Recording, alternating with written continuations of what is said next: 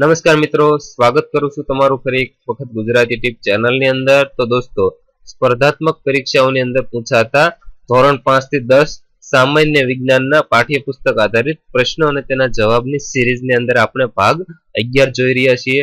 તો જે મિત્રો નવા છે તેને ખાસ જણાવવાનું કે પ્લીઝ તમે અમારી ચેનલ સબસ્ક્રાઇબ કરી અને સાથેનું બેલ આઇકન જરૂર દબાવજો, જેથી કરીને અમે નવા કોઈ પણ વિડીયો અપલોડ કરવી કે તરત જ તમને નોટિફિકેશન દ્વારા છે એની જાણ થઈ શકે અને તમે તરત જ તેની તૈયારી કરી શકો। તો ચાલો આગળ વધીએ। તો પ્રશ્ન 501, કોને ભારતીય સંસ્કૃતિના જ્યોતિધર માનવામાં આવે છે? તો રામકૃષ્ણ પરમહંસને ભારતીય સંસ્કૃતિના જ્યોતિધર માનવામાં આવે છે। ત્યારબાદ જોઈએ તો રામકૃષ્ણ પરમહંસનો જન્મ ક્યાં થયો હતો? તો રામકૃષ્ણ પરમહંસનો જન્મ બંગાળના હુગલી જિલ્લાના કમારપુકુરની અંદર છે થયો હતો। ત્યારબાદ સ્વામી વિવેકાનંદનું મૂળ નામ શું હતું? તો સ્વામી વિવેકાનંદનું મૂળ નામ હતું નરેન્દ્રનાથ દત્ત।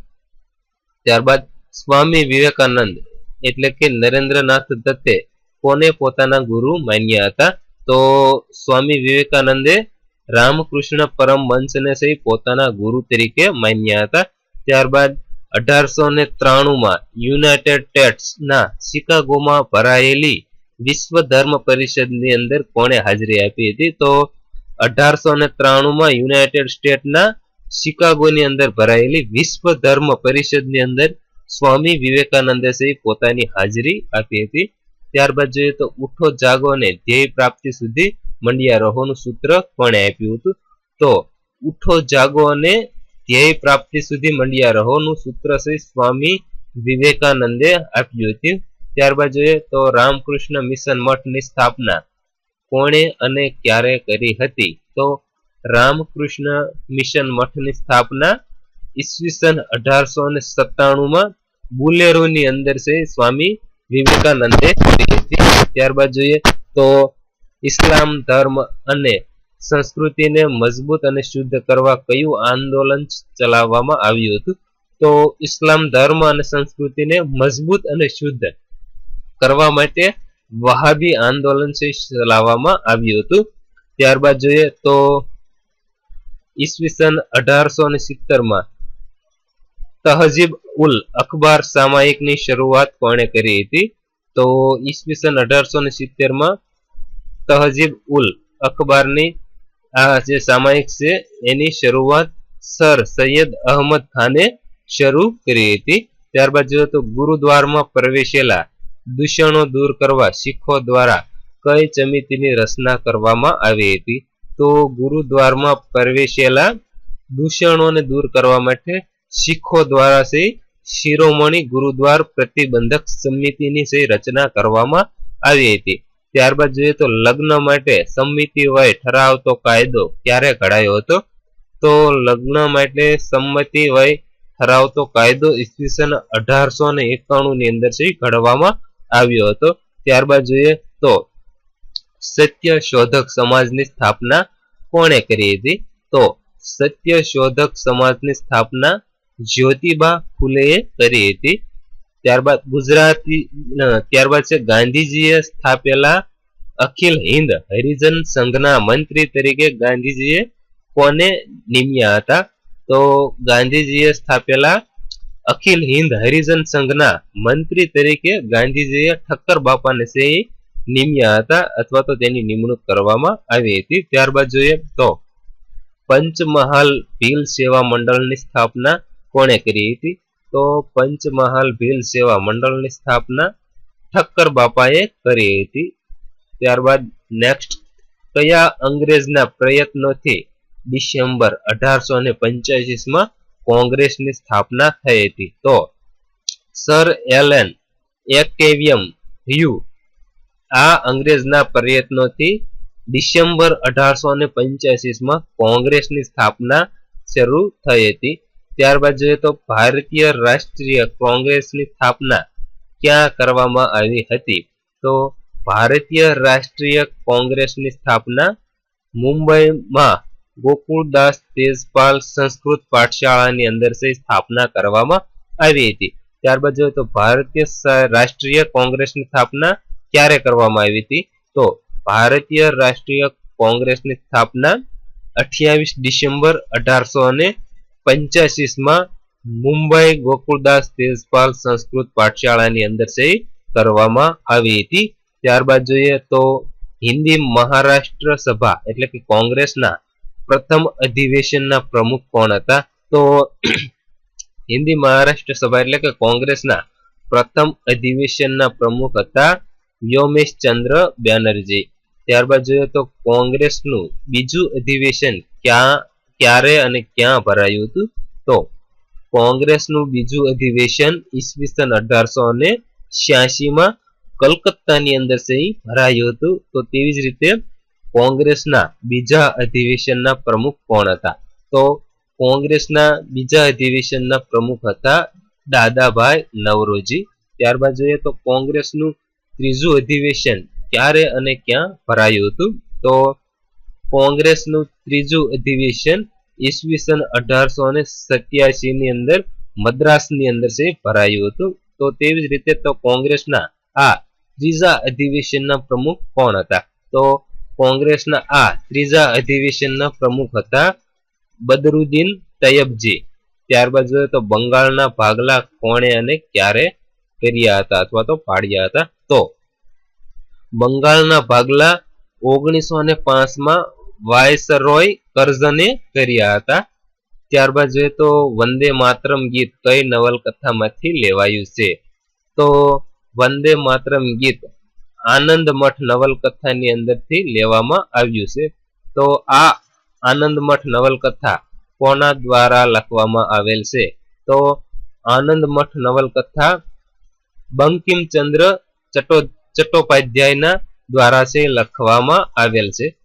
ત્યારબાદ જોઈએ તો જે દિવસે બંગાળના ભાગલા થયા એ દિવસ ને કયા નામે ઓળખવામાં આવે છે?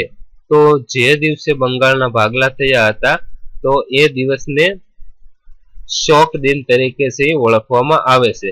ત્યારબાદ જોઈએ તો કોના સૂચનથી બંગાળના ભાગલાના દિવસે એકતા દિવસ પણ તરીકે છે ઉજવવામાં આવે છે? તો રવિન્દ્રનાથ ટાગોરના સૂચનથી જે બંગાળના ભાગલા પડ્યા હતા આ દિવસને એકતા દિવસ તરીકે પણ ઉજવવામાં આવે છે અને શોક દિવસ તરીકે પણ ઉજવવામાં આવે છે. ત્યારબાદ જોઈએ તો શાંતિ નિકેતન વિશ્વવિદ્યાલયની સ્થાપના કોણે અને ક્યારે કરી હતી? તો શાંતિ નિકેતન વિશ્વવિદ્યાલયની સ્થાપના ઈસવીસન 1901 રવિન્દ્રનાથ ટાગોરે કરી હતી. ત્યારબાદ જોઈએ તો બંગાળના ભાગલા ક્યારે રદ કરવામાં આવ્યા હતા? તો બંગાળના ભાગલા ઈસવીસન 1911 ની અંદર છે રદ કરવામાં આવ્યા હતા. ત્યારબાદ શાંતિ નિકેતનમાં શરૂ થયેલ વિશ્વવિદ્યાલયને કેન્દ્રીય ભારતીય વિશ્વવિદ્યાલયનો દરજ્જો ક્યારે મળ્યો હતો? તો શાંતિ નિકેતનમાં શરૂ થયેલ જે વિશ્વવિદ્યાલયને કેન્દ્રીય વિશ્વવિદ્યાલયની દરજ્જો ઈસવીસન 1951 ની અંદર છે મળ્યો હતો. ત્યારબાદ જોઈએ તો મવાળ એટલે કે નરમવાદી નેતાઓ તરીકે કયા નેતાઓ ઓળખાતા હતા? તો મવાળવાદી નેતાઓ તરીકે દાદાભાઈ નવરોજી, સુરેન્દ્રનાથ બેનર્જી, ગોપાલ કૃષ્ણ, ફરોજ શાહ મહેતા વગેરે છે મવાળવાદી એટલે કે નરમવાદી નેતાઓ તરીકે છે ઓળખવામાં આવતા. ત્યારબાદ જોઈએ તો લાલ બાલ પાલની ત્રિપુટી તરીકે કયા નેતાઓ ઓળખાતા હતા? તો લાલ બાલ પાલની ત્રિપુટી તરીકે લાલા લજપતરાય, બાળ ગંગાધર તિલક અને બિપિન શાહ અથવા તો બિપિનચંદ્ર પાલ આ નેતાઓ જે લાલ બાલ અને પાલની ત્રિપુટી તરીકે ઓળખવામાં આવતા હતા. ત્યારબાદ જોઈએ તો સ્વરાજ મારો જન્મસિદ્ધ હક છે અને તેને હું મેળવીને જ જંપીશ એ ઉક્તિ કોની છે? તો સ્વરાજ મારો જન્મસિદ્ધ હક છે અને તેને હું મેળવીને જંપીશ એ યુક્તિ છે લોકમાન્ય તિલક એટલે કે બાળ ગંગાધર તિલકની યુક્તિ છે. ત્યારબાદ જોઈએ તો ગણેશ ચતુર્થી અને શિવાજી જયંતિનો ઉત્સવ ઉજવવાની શરૂઆત કોણે કરી હતી? તો ગણેશ ચતુર્થી અને શિવાજી જયંતિનો ઉત્સવ ઉજવવાની શરૂઆત લોકમાન્ય તિલકે કરાવરાવી હતી. ત્યારબાદ જોઈએ તો લોકમાન્ય તિલકે કયા બે વર્તમાન પત્રો શરૂ કર્યા હતા?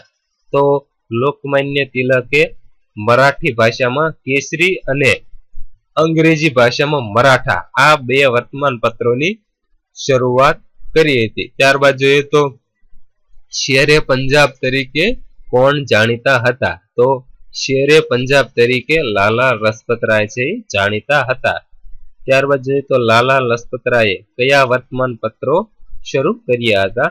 તો લાલા લજપત રાયે ધ પંજાબી અને ધ પીપલ આ બંને છે વર્તમાન પત્રોની શરૂઆત કરી હતી. ત્યારબાદ જોઈએ તો લાલા લજપત રાય દ્વારા સાયમન કમિશનનો વિરોધ ક્યારે કરવામાં આવ્યો હતો? તો લાલા લજપત રાય દ્વારા સાયમન કમિશનનો વિરોધ ઈસવીસન 1928 ની અંદર છે વિરોધ કરવામાં આવ્યો હતો.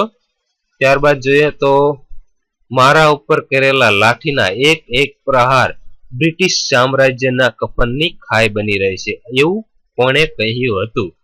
તો મારા ઉપર કરેલા લાઠીના એક એક પ્રહાર બ્રિટિશ સામ્રાજ્યના કફનની ખાઈ બની રહેશે આવું છે લાલા લજપત રાયે કીધું હતું. ત્યારબાદ જોઈએ તો ન્યૂ ઇન્ડિયા સાપ્તાહિક અને વંદે માતરમ વર્તમાન પત્ર કોણે શરૂ કર્યું હતું? તો ન્યૂ ઇન્ડિયા સાપ્તાહિક અને વંદે માતરમ વર્તમાન પત્ર બિપિન ચંદ્ર એટલે કે બિપિન શાહ પાલે શરૂ કર્યું હતું. ત્યારબાદ જોઈએ તો ઇન્ડિયન હોમ રૂલ લીગની સ્થાપના કોણે કરી હતી? તો ઇન્ડિયન હોમ રૂલ લીગની સ્થાપના એપ્રિલ 1916 માં બાળ ગંગાધર તિલકે કરી હતી. ત્યારબાદ કયો આંદોલન દરમિયાન બાળ ગંગાધરને લોકમાન્યનું બિરુદ પ્રાપ્ત થયું હતું અથવા તો મળ્યું હતું? તો હોમ રૂલ આંદોલન વખતે જે 1916 ની અંદર થયું હતું આ આંદોલન વખતે છે બાળ ગંગાધર તિલકને લોકમાન્ય નું બિરુદ છે મળ્યું હતું. ત્યારથી તે લોકમાન્ય તિલક તરીકે પણ ઓળખતા થયા હતા. ત્યારબાદ જોઈએ તો મદ્રાસમાં હોમ રૂલ લીગની સ્થાપના કોણે કરી હતી? તો મદ્રાસની અંદર હોમ રૂલ લીગની સ્થાપના એની બેસન્ટે 1916 ની અંદર સ્થાપના કરી હતી. ત્યારબાદ જોઈએ તો ધ કોમનવેલ્થ અને દૈનિક ન્યૂ ઇન્ડિયા કોના દ્વારા ચલાવવામાં આવતું હતું? તો ધી કોમનવેલ્થ અને દૈનિક ન્યૂ ઇન્ડિયા એની બેસન્ટ દ્વારા ચલાવવામાં આવતું હતું. ત્યારબાદ જોઈએ તો મદ્રાસ સરકાર દ્વારા એની બેસન્ટની ધરપકડ બાદ ક્યાં નજર કેદ તરીકે કરવામાં આવ્યા હતા? તો મદ્રાસ સરકાર દ્વારા એની બેસન્ટની ધરપકડ કરી અને તેને ઉટાકા મંડલના જે જેલ હતી એની અંદર નજર કેદ તરીકે કેદ કરવામાં આવ્યા હતા. ત્યારબાદ જોઈએ તો કોંગ્રેસના અધિવેશનમાં સૌપ્રથમ મહિલા પ્રમુખ તરીકે કોને અને ક્યારે પસંદ કરવામાં આવ્યા હતા? તો કોંગ્રેસના અધિવેશનમાં સૌપ્રથમ મહિલા પ્રમુખ તરીકે એની બેસન્ટને 1917 માં કોલકાતા અધિવેશનની અંદર પસંદ કરવામાં આવ્યા હતા. ત્યારબાદ જોઈએ તો કયા અધિવેશનમાં કોંગ્રેસના બે ભાગ મવાળવાદી અને જહાલવાદી એમ બે ભાગ પડ્યા હતા?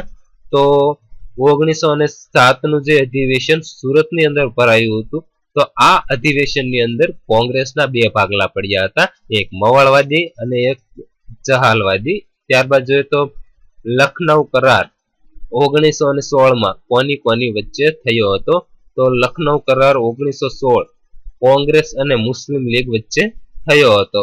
ત્યારબાદ જોઈએ તો સુભાષચંદ્ર બોઝનો જન્મ ક્યારે અથવા તો ક્યાં થયો હતો? તો સુભાષચંદ્ર બોઝનો જન્મ 23 જાન્યુઆરી 1897 ની અંદર થયો હતો. તો તેવી જ રીતે સુભાષચંદ્ર બોઝનો જન્મ ક્યાં થયો હતો?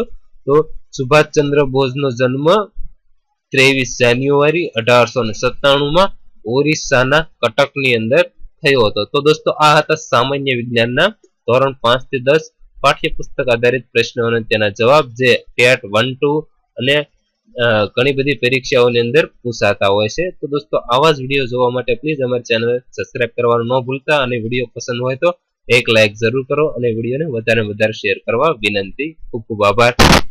સબસ્ક્રાઇબ કરો ગુજરાતી ટીપ યુટ્યુબ ચેનલ અને સાથે બેલ આઇકન દબાવી ઓકે કરો.